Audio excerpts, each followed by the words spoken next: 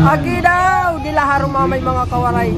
Yan ang adlaw makakawaray, adi kitan usan na lugar. Kundi buhi panira tradisyon nga. Kuno pagtuungan, sakripisyo. Amoy ni mga kawaray tais, dupushan, paluliti mga kawaray. Amoy niyan, di-8 ginhigugma ko ang Pilipinas challenge.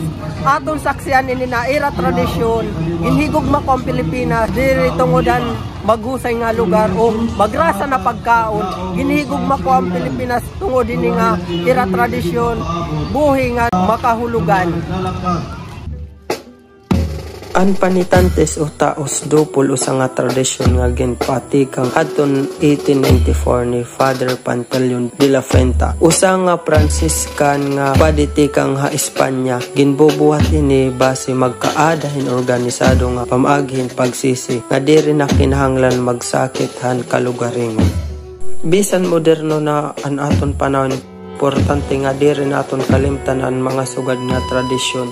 Didiha hanta is dupol makikita ang kusugan aton pagtuungan karangalan ang atong kultura. Salamat han iyo pag-upod haak. Kita ay kita otro sunod na vlog.